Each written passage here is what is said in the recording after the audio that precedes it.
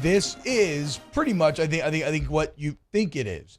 It was an awful performance early on, in a tough place to play. Like on a day where we said, look, the one thing that you have to avoid is letting them gain confidence, right? Go ahead. They're brittle. They're mentally weak right now. Go ahead and get a fast start. Hit them with that haymaker early on and just knock them out. Well, it's not even, Jake, that you failed to start fast.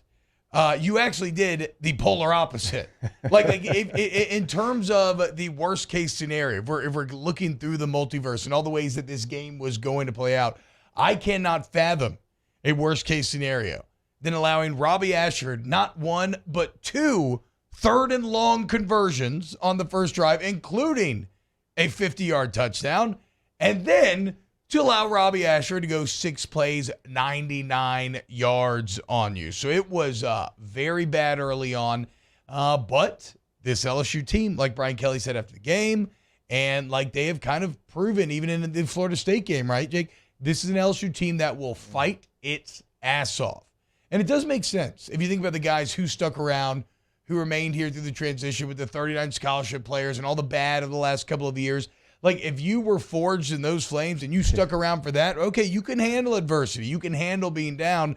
It's nothing like you haven't been there before. And that toughness, I think, as well as things like some really good conditioning, guys just stepping up and making plays when they have to. That toughness, I felt like, was on display.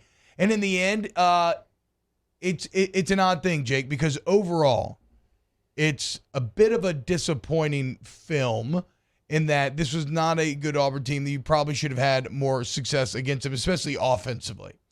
So it's a bit of a disappointing film, but in the context of going down 17-0 at Jordan-Hare and finding a way to win, it actually feels like a pretty huge success. And this is not a team, last thing I'll say here, this is not a team that can afford to look a gift horse in the mouth, right? Like, a win is a win for this year's team, and you need to enjoy each and every win that you manage to grab. Yeah, we talked about what this environment was going to be like. We talked about who you were going to play, and we realized on tape that they didn't look like the team that we've seen certainly in the past from Auburn.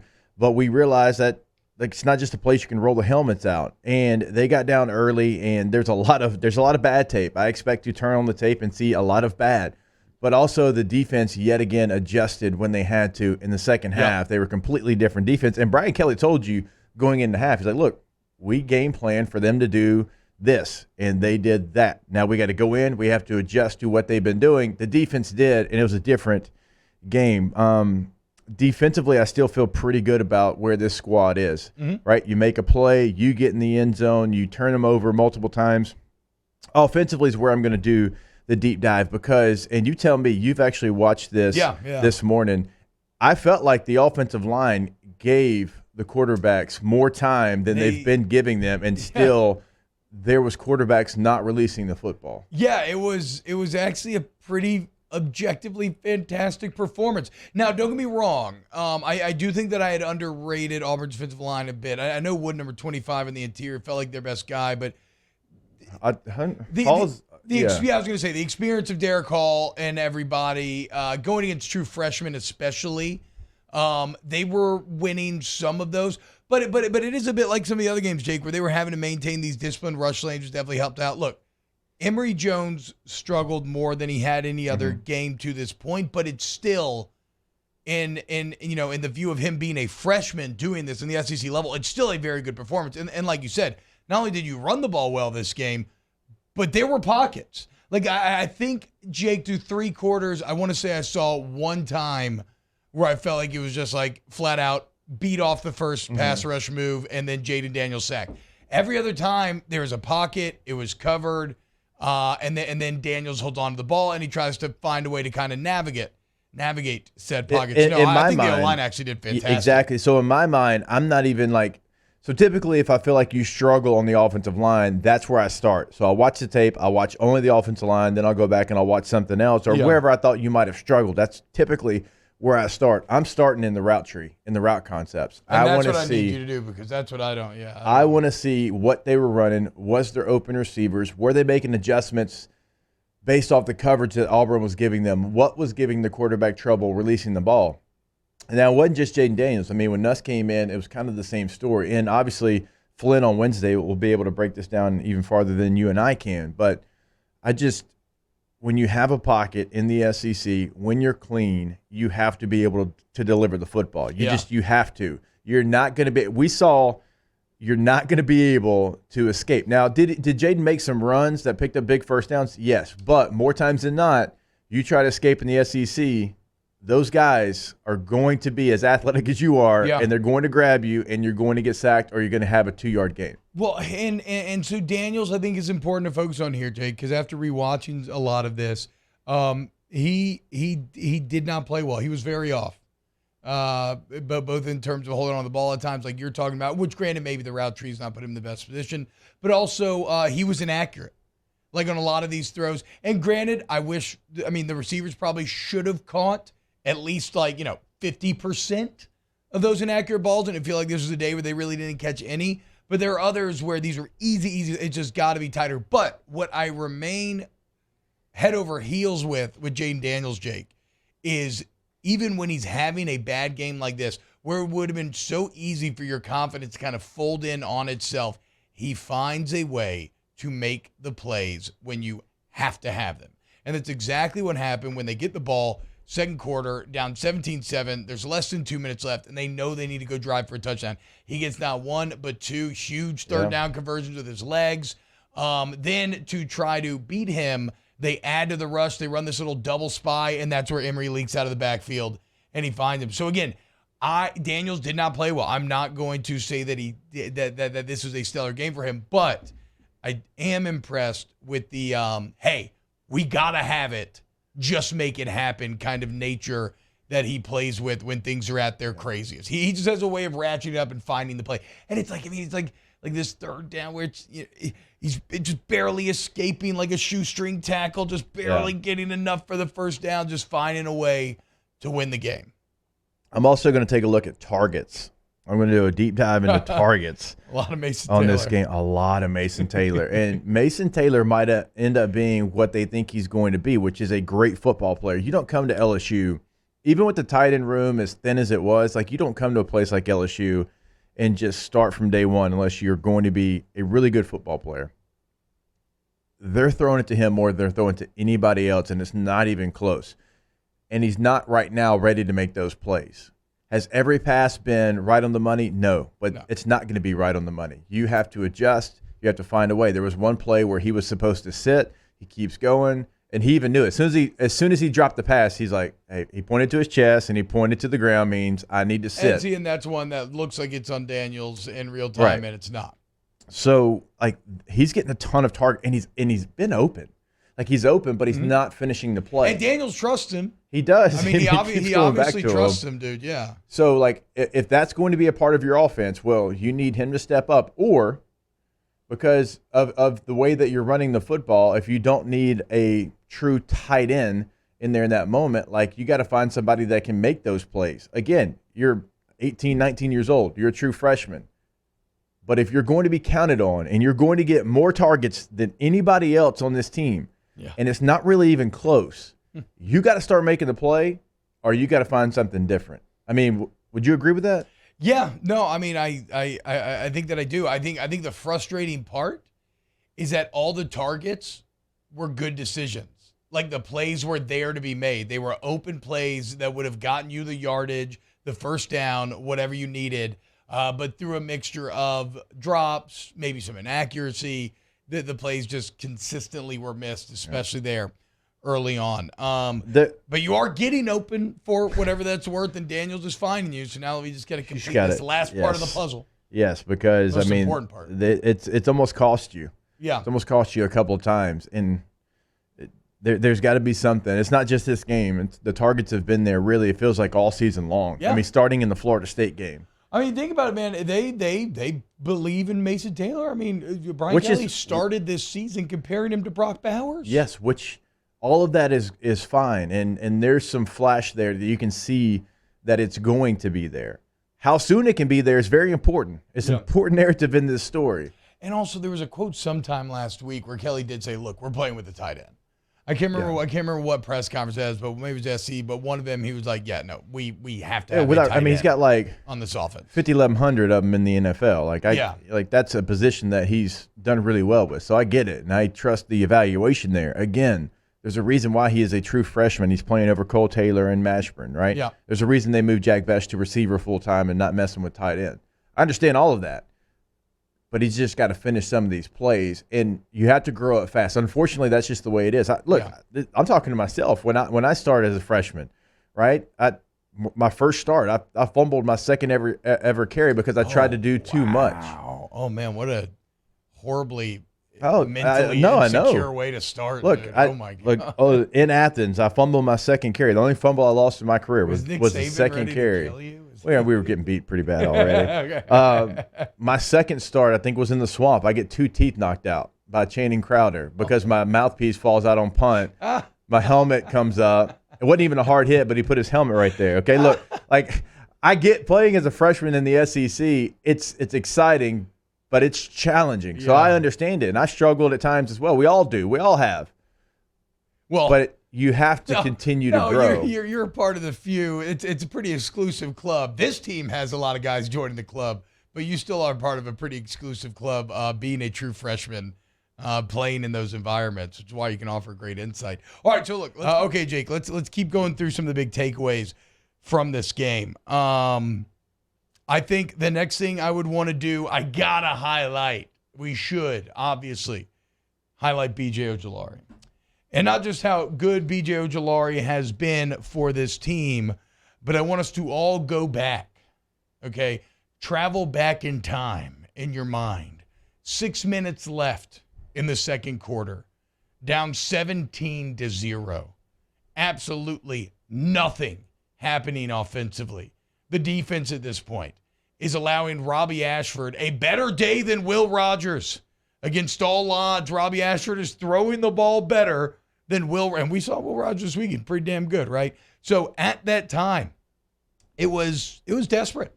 You were a fighter that, again, you were the heavy favorite coming in. You wanted to land the early haymaker, but it was you who took a couple on the chin. And at this point, you were staggering. You're fighting for life. The crowd smelling blood. They know, oh man, this guy's wobbling. Like the knockout may be coming. And I remember tweeting, like, somebody's got to make a play, please. Just like somebody make a play, a single play. And it came in the form of B.J. Ojulari. He answers the call. And it wasn't some incredible rush from you, Jake. I mean, it was a good dip and rip, right? But it was an effort play to chase that thing down from the backside. In terms of closing speed, everything else, like why did Robbie Ashford not even consider that? Because he thinks, oh, I'm running their way. Like nobody's going to catch me. No. Ojulari gets there, forces the fumble. And, huge credit to Jay Ward, obviously knows the ball, playmaker, scoop and score. But that is how you win this game on the road after going down 17-0. You had to have something like that happen, and B.J. Ojulari just made it happen out of sheer force of will and effort, and it's why he's the captain on this team and one of the leaders of this team. Without question, you had to have it happen in that moment. Offensively, you were just bad all night long. I mean, you threw for 5 yards in the second half, and Did you still really? 5 yards. 1, 2, 3, 4, 5. Wow. And you still, like, if you want to win this game, what do you have to do? Well, you have to make a play like that. And that's what they did. And BJ is – so typically when you see someone who is a star player, an all-conference player, somebody that could potentially have his name called in the first 32 draft choices in next year's draft, like, they play hard, but is it an effort play that they'll make on the other side and the backside of a play like that? Yeah. Not typically. It's just not typically. And I don't even think it's like a bad thing. I'm just saying typically you don't see somebody, with all the accolades that he has make a play like that. But he does it time and time again. He has 2 sacks in this game. It's only 2 sacks you had. He's on pace for a double-digit sack season. Mississippi State game, right? Even when he wasn't getting home. Now, he got home some there, but he was affecting what Mississippi State did. Yeah. And that was the story of that game. So he's been fantastic. He's lived up to the billing. You lose a Mason Smith there in the middle of your defense, and so you lose a little bit of – you thought, okay, you're going to get an interior rush. It's going to force quarterbacks to really kind of roll into BJ, but it hasn't really mattered. He's gone out there and he's made plays. And in this defense, they had to make an adjustment within the game, and they did because they were a little shell-shocked. Yeah. When Robbie Ashford started throwing the football, they were shocked. And Brian Kelly told you going into halftime, we were expecting them to run the football, quarterback runs, all these things, and they didn't do that. And they adjusted to it. In the defense, they saved you. They bailed you out. And it feels like this is probably the second time they've bailed you out. They've made plays. I mean, we'll get to the Greg Brooks, that play that he made. I mean, that was an incredible play. That was Tyron-esque. I haven't actually gotten to rewatch that one yet. That was awesome, dude. That was okay. If he would have returned that for a touchdown, Tigers would have covered him. Yeah. Don't get me started, dude. I don't care about that. Just get the dub. But yeah, no. I mean, I would have won some money. That's fine. I should probably stop doing big bets on LSU. Like, that is becoming painfully clear. I'm erasing all the gains I'm like slowly grinding up and making, betting on everything else, and then I'm just blowing it all on LSU every single Saturday like an idiot. Other things that stood out to me. Okay, Jake, let's talk about the busted play. Have you gotten a chance to rewatch the first one? If you could see if it's on the safety or on the corner. I mean, like you said, they're expecting quarterback runs. The safeties are playing very shallow to begin with. It kind of felt like kind of on their toes a little bit. And Sage Ryan is D'ing up an out route, which then turns into a improv wheel route. And Ryan kind of gets lost in the sauce. There's no more safety help over the top. Ends up being a touchdown. And you can break that down in a minute, but I think one of the bigger issues that I saw, Jake, especially when you look at this Saturday, is just Auburn was finding the holes in the zone a bit too much. And maybe that's just because of Robbie Ashford's leg threat, right? And so someone like Hendon Hooker is not going to kind of push and pull the defense in the same way. But there were a few too many busted coverages for my liking. It's just that you played Auburn, right? And they managed to take advantage of some, but not all. Like, if you play like this against Tennessee, they will run by you and past you. It will be a completely different game plan against Hendon Hooker in Tennessee. Now, Hendon Hooker can do it with his arm and his legs. I mean, he's on a, like, he might be in New York type season at the end of the year. Like, that's the type of year that he's having. But, yeah, they were selling out to one thing and they got another, and we'll break down exactly what happened in the coverage. And also, I give Auburn a lot of credit for finally doing what they should have been doing all season long. The best position group in your building is your running back room. And they just forgot about that for a long time. Yeah. And you started to see them utilize both their running backs in multiple situations because it's without question the best room that you have. And so they had a game plan to star those guys, and those guys continue to play well like they have in their SEC career. So the busted coverages, I'm going to look at that, and I'm going to say because you got it fixed in the second half, it was because of what you had and what you anticipated them doing. Yeah.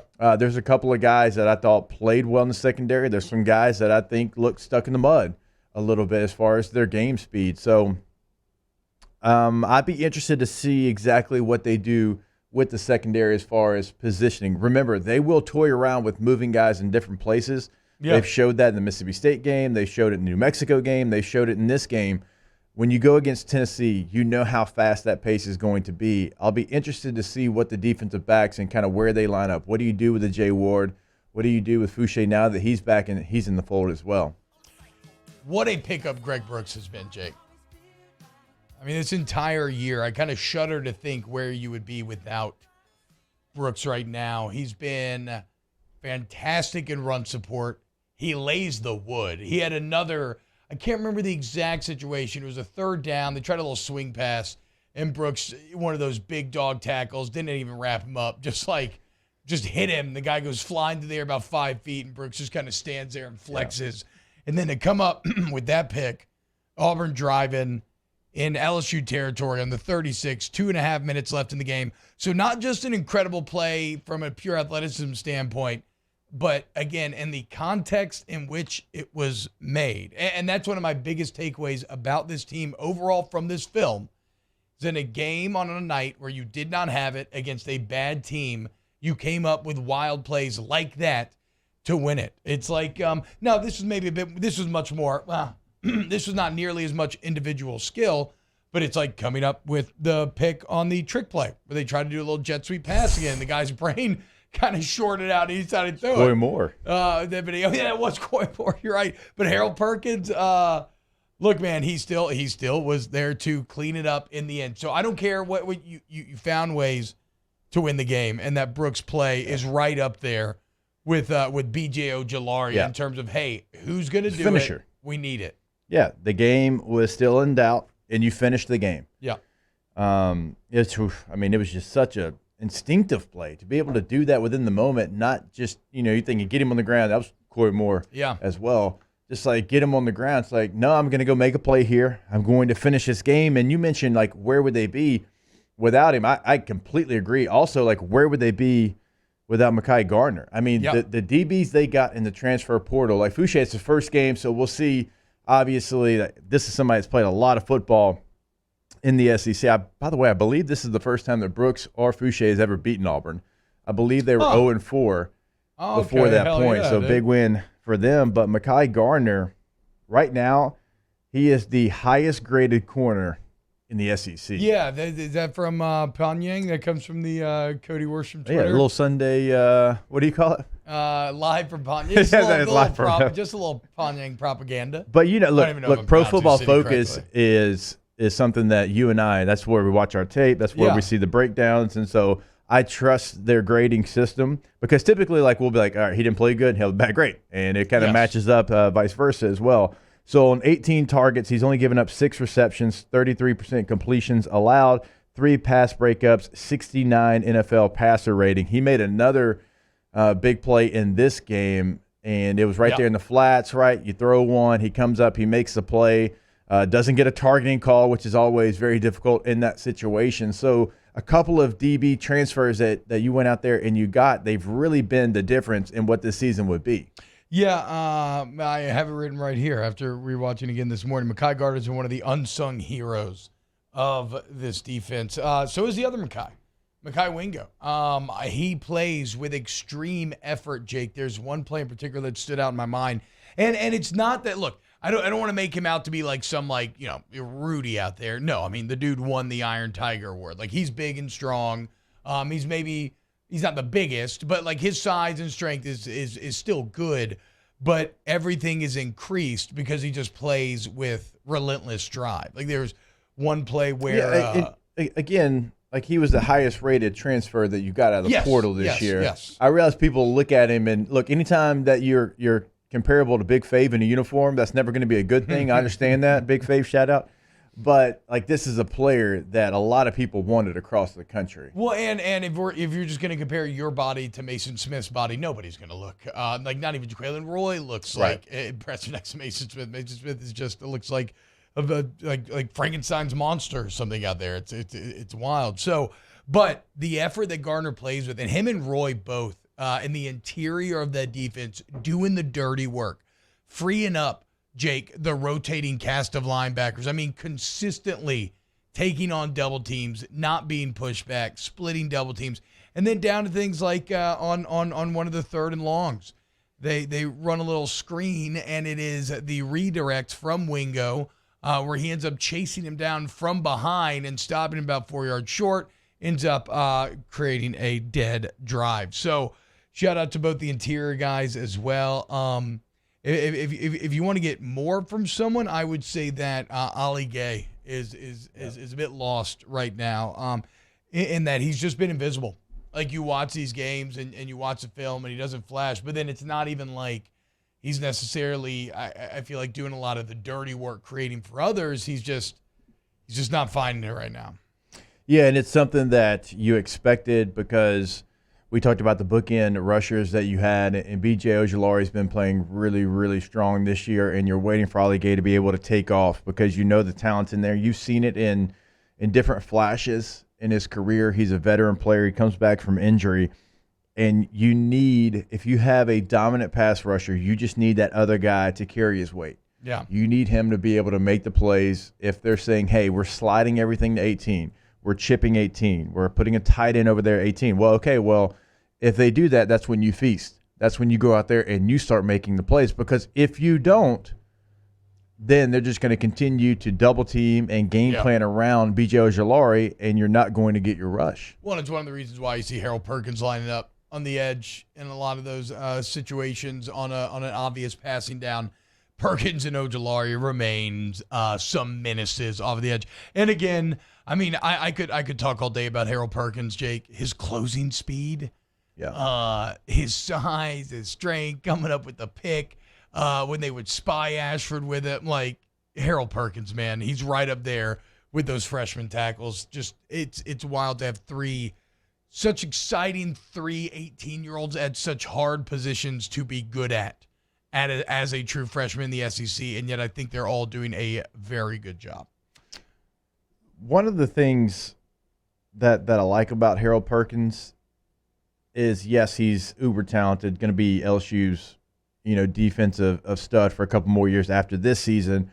I like the fact that right now you can move him around, and no matter where he's at, he's not lost. Yeah, it's so true. Again, okay, so going back to freshmen, like I've been this. I didn't know what anybody else on the field was doing. I had no idea. I knew what fullback had to do, and I memorized my plays. I did not learn the offense. I couldn't. I had just gotten here. You're memorizing what you have to do. If you ask me what Joe Adai was doing behind me, I might have a little bit of an idea, but not really. Yeah. If you're asking me what David Jones at tight end was doing, I don't really know. Whitworth at tackle, I have no idea, right? So as freshmen, and we were talking about Mason Taylor earlier. So as a freshman, when you have the ability to, hey, this week you're going to be a stack backer. This week you're going to be a spy. This next week you're going to be kind of in the A gap, and we're going to mug you most of the game. In this game, you're going to be on the edge. In this game, you're going to be in the slot over there playing kind of a nickel Sam. Like, the fact that he can do that and he doesn't look lost at all. In fact, he looks like whatever position you put him at, that's the position he's supposed to be in. Yeah. That's my biggest compliment to him. Like, the freakness, like, it just flashes, like his speed and his size and his everything. But the fact that you can place him multiple places in your defense and he looks like he's supposed to be there, that's the biggest compliment I can give a true freshman.